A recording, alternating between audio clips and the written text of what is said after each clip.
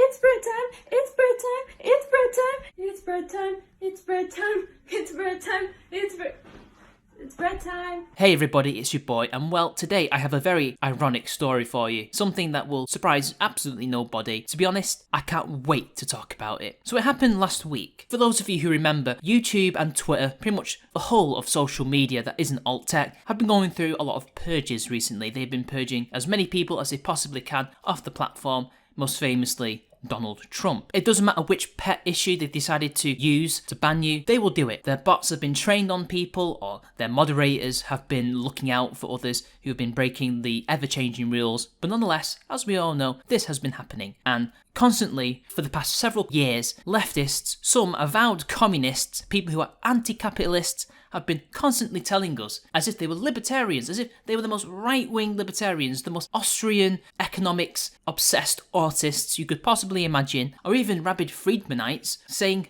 they're private businesses, they can do what they want. Stop complaining, it's not censorship, this is a private platform. They're not publishers, they can choose whoever they want on their platform, and there's not a damn thing you can do about it. Whereas, in the same breath, they're telling Christian bakers to bake the cake. But regardless, that is what we are constantly told by these people, and by so-called right-wingers like rhinos who tell us that as well. Until it happens to them, and then it's really bad. And this happened to one of the most dumbest bread tubers on the platform, and that is Serfs, or the Serfs. No, I'm not talking about little blue people. I'm talking about a man who thinks that he's so working class, even though he's so painfully middle class. He's a serf. He's somebody who doesn't own property, who can't own property, who is the property of another person. That's how oppressed this guy thinks he is. And he's been famous as a person who will debate a lot of other non-leftists. He most famously debated actual justice warrior amongst many other people, and he just came across as an absolute buffoon. But anyway, the reason why the Serfs found themselves, or himself, banned off YouTube was because he made a video response. But let's just see it in his own words, shall we? Hey, YouTube creators, without any strikes or warnings, you just deleted our entire YouTube channel. And apparently it was for an old video about how Paul Joseph Watson is obsessed with eggs and targeted Shoe on Head. Harassment for a video calling out harassments? Now, I don't remember Paul Joseph Watson going after Shoe on Head's eggs. I'm pretty sure that's more of a Stefan Molyneux kind of thing with the eggs. That doesn't seem to be Paul Joseph Watson's MO,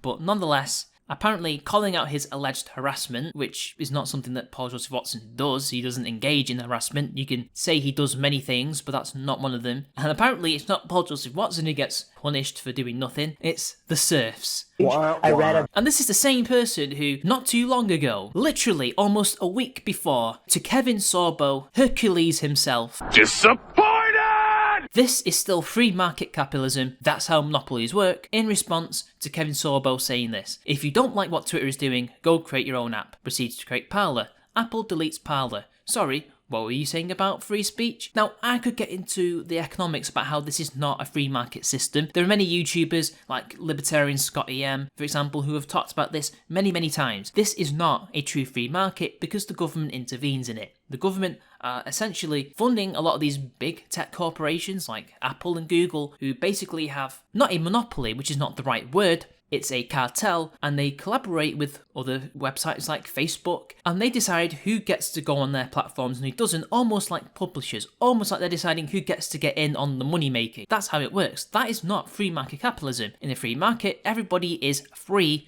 to compete. These are not monopolies. How they targeted Parler and BitChute and Subscribestar, especially Subscribestar, is not the actions of a monopoly. But what was the Serfs' response to other people saying, well, it's a private company, they can do what they want, in their rather sardonic manners? Well, this is what he said to me. He agreed with me that yup, it's absolutely brutal that they can. Stand by my statements, big tech should be broken up. Now, it doesn't matter really how big they are or how small they are. As I say to Dev here, it goes beyond just the government. China themselves have compromised these companies. So it doesn't matter what we do, we'll just have many more Chinese-owned corporations that are doing their bidding. But anyway, moving on, I asked the Serfs if he regretted this particular statement. Excuse the poor quality. If you're upset about Donald Trump being permanently banned from Twitter as a matter of free speech, or that it's a slippery slope, private corporations don't have free speech. And he said, why would I? They proved our point. But that's interesting though, because in that tweet I showed you before, when he was announcing announcing that his entire channel was banned, he wasn't very happy, was he? It seemed to me that apparently they do have free speech to him because he got banned and that's not fair. He was being a good boy, you see, he was trying to stop harassment, but he got banned. Isn't that interesting? And no reply since from the Serfs, which is very telling. But we warned them, guys, didn't we? We warned them. We warned the left that their actions, their beliefs, their attempts at censorship of us was eventually going to bite them in the arse. And here we are. One of the up-and-coming bread tubers has been deplatformed by YouTube. Now, since then, he has had his channel return. So he's very lucky in the sense that enough people created buzz to get YouTube off their asses to fix the problem and to work out that maybe their bots and their moderators have been a bit too trigger happy. But nonetheless, we warn them that the policies that they want, that they advocate for, will hurt them. Because the thing is, eventually the people who want to take control and have no competition, like for example a Stalin, as he did in the 20s and 30s, they're going to target people like the Serfs, the useful idiots, when they're no longer useful or become an apparent danger. Congratulations, you played yourself. But the thing is, the problem is only going to get worse as long as the Serfs continues to say, why not Richard Spencer tomorrow or Nick Fuentes the next day? I mean, who knows who they'll come for next? You know, it could be any one of them, any one of those white nationalists. So there's that.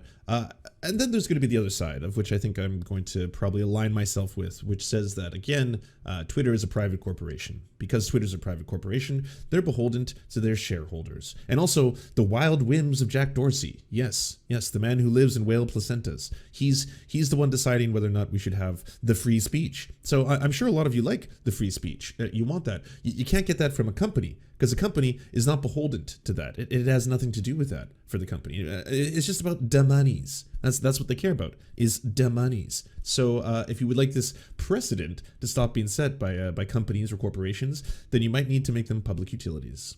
That might have to be the pathway going forward, because the public forum is important. Despite the fact that they're not just simply being a private company and doing whatever the hell they want. Remember, there is such a thing as Section 230, which clearly states that unless they start acting like a publisher, they are protected via the safe harbour protections. But as we've seen, YouTube and Twitter do act like publishers. They very much have determined who can and cannot make content on their platforms. And it's very much like a publisher. They want this type of person as opposed to this type. It's not just a case of not allowing illegal things on the platform, which is fair enough. They're actively curating which ideologies have a say. And that is not what they're meant to be doing as these platforms, because they have become essentially public utilities, even though by and large they are private companies, quote unquote. Nonetheless, commies, you reap what you sow. Good luck with Biden as president, because it's going to get a hell of a lot worse, and you have no one to blame but yourselves.